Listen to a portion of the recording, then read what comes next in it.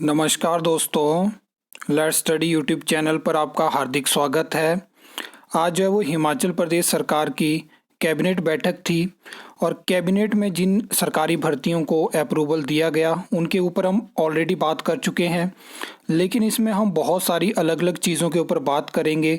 जहां पे cabinet meeting के बाद जब कैबिनेट डिसीजंस की ब्रीफिंग होती है, एक तरह की प्रेस कॉन्फ्रेंस भी आप उसको बोल सकते हैं, तो वहाँ पे वर्तमान सरकार के जो मंत्री हैं वो जो है वो असिस्टेंट फॉरेस्ट गार्ड भर्ती को असिस्टेंट फायर गार्ड भर्ती बना देते हैं। उसके बाद से ये कन्फ्यूज़न क्रिएट हुई है और किस तरह से सरकार ने फॉरेस्ट गार्ड भर्ती को ख़त्म करने का प्रयास किया है उसके बारे में हम बात करेंगे। तो देखिए, हम पुलिस कांस्टेबल भर्ती के बारे में ज़्यादा बात नहीं करेंगे क्योंकि यहाँ पे कैबिनेट ने डिसाइड किया है। और मैं एक और चीज़ आपको बता दूं कि जो 800 वैकेंसी पहले अप्रूव करी थी वो अलग वैकेंसी है। अब मुझे नहीं पता कि उन वैकेंसी को भरेंगे, लेकिन ये जो वैकेंसी है यहाँ पे आप देख सकते हो कि कैबिनेट ने डिसाइड किया है कि क्रिएट होंगी और भरी जाएंगी। मतलब अतिरिक्त वैकेंसी जिसकी बात बजट में करी गई थी, ये वो वैकेंसी है। तो 1000 पोस्ट पुलिस कांस्टेबल की क्रिएट होंगी और उनको भरने का अप्रूवल भी कैबिनेट दे चुकी है। इसके बाद आप देख सकते हैं जो कन्फ्यूज़न क्रिएट हुई थी कैबिनेट डिसीजन की ब्रीफिंग में, जहां पे असिस्टेंट फॉरेस्ट गार्ड की जगह असिस्टेंट फायर गार्ड की बात करी गई। तो ये जो वैकेंसी है ये असिस्टेंट फॉरेस्ट गार्ड की है, फॉरेस्ट डिपार्टमेंट के लिए होगी।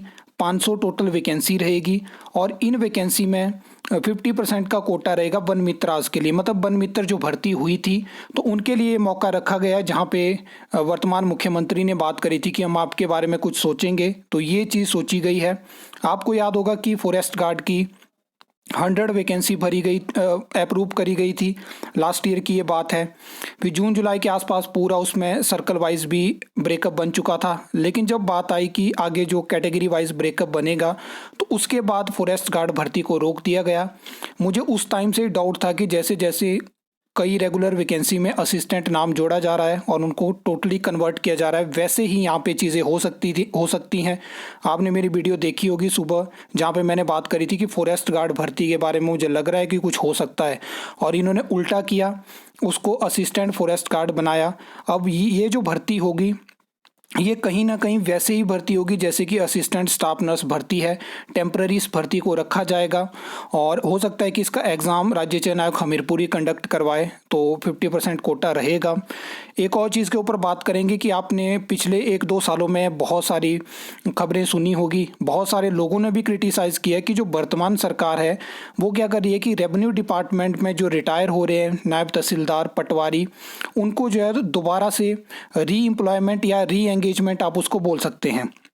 इस चीज़ के लिए प्रॉपर एडवर्टाइजमेंट जारी हुई, प्रॉपर आपने देखा सैलरी फिक्स है, ये चीज़ें हैं।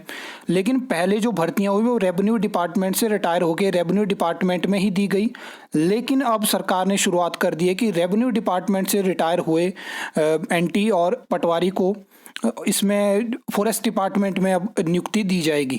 तो देखिए, जहाँ पे हाई कोर्ट की तरफ से अलग अलग डिसीजन आते हैं, सरकारें कहती है कि हम रोजगार देंगे, नौकरी देंगे, वहाँ पे रिटायर होने के बाद भी दोबारा से जॉब दी जा रही है। तो ऐसे नई जॉब कैसे क्रिएट की जा सकती है? जहाँ पे नायब तहसीलदार की भर्ती को 2024 में अप्रूव करने के बाद अभी तक रोका गया, पटवारी भर्ती में एग्ज़ाम कंडक्ट करवाने में इनको दिक्कत है, कब की वो एडवर्टाइज हुई है ना, इन्होंने टाइमली उसमें आगे बात करी है कि कब एग्ज़ाम कंडक्ट होगा, कैसे कंडक्ट होगा, स्टूडेंट को कंफ्यूजन में रखा गया है। उसके बाद आप देख सकते हैं जहाँ पे कैबिनेट ब्रीफिंग में बात होती है लॉ ऑफिसर की और आगे बोला जाता है आउटसोर्स। तो देखिए, लॉ ऑफिसर की जगह फॉरेस्ट डिपार्टमेंट में जो सर्कल वाइज होंगे, जैसे कि आप जानते हैं कि फॉरेस्ट के 10 सर्कल हैं, तो वहाँ पे लीगल कंसल्टेंट की भर्ती होगी और 10 पोस्ट ही भरी जाएंगी। ये इसलिए रिक्रूटमेंट होगी क्योंकि आपने देखा है कि फॉरेस्ट के रिगार्डिंग कितने सारे अलग अलग केसेस होते हैं, तो वहाँ पे लीगल कंसल्टेंट की ज़रूरत रहेगी। तो इसको ध्यान में रखते हुए सरकार ने इस भर्ती की जो को है अप्रूव करा है। लेकिन ये भर्ती के बारे में बोला गया है कि आउटसोर्स होगी 30,000 सैलरी दी जाएगी पर मंथ की ये बात करी गई है। तो कुछ इस तरह से जहाँ पे फॉरेस्ट गार्ड भर्ती की उम्मीद थी तो उसको असिस्टेंट फॉरेस्ट गार्ड बना दिया। और आपने देखा सीबीएसई टीचर्स की कितनी ज़्यादा टेम्पररी भर्तियाँ हैं। तो कहीं ना कहीं मुख्यमंत्री कोशिश कर रहे हैं कि अगर आउटसोर्स भर्ती कोर्ट केस हाई कोर्ट में है तो ये मेरे लिए ऑप्शन है कि मैं कुछ इस तरह की टेम्पररी भर्ती लेके आऊँ। और पैरेलली आपने देखा हुआ है कि जॉब ट्रेनिंग पॉलिसी है जिसमें भी 2 साल के बाद आपको एग्ज़ाम देना पड़ेगा। तो कहीं ना कहीं जो हमारी सरकारें हैं, चाहे वो बीजेपी है चाहे वो कांग्रेस है, उनके जो एडवाइज़र हैं, मुझे नहीं पता कि वो कौन है और कौन लोग इस तरह की चीज़ें रिकमेंड कर रहे हैं। लेकिन मैंने आपको एक चीज़ बताई थी कि जो बड़े लेवल पे अधिकारी बैठे हैं वो जानते हैं कि प्रदेश की आर्थिक स्थिति सही नहीं है, लेकिन जहाँ पे उनको उसको सुधारने की कोशिश करनी चाहिए, कहीं ना कहीं उसमें इम्प्रूवमेंट लाने की कोशिश करनी चाहिए। तो वो क्या कर रहे हैं कि वो नीचे जो एम्प्लॉयज़ हैं उन पोस्ट को धीरे धीरे ख़त्म करना चाहते हैं। वो उनको रेगुलर नहीं रहने देना चाहते हैं, उनको टेम्पररी कर रहे हैं ताकि बात उन तक ना आए, क्योंकि एक टाइम ऐसा होगा जब इतनी आर्थिक स्थिति खराब हो सकती है कि उनकी जॉब पे भी बात आ जाए। तो ये यहाँ पे इस तरह का प्लान रखा गया है।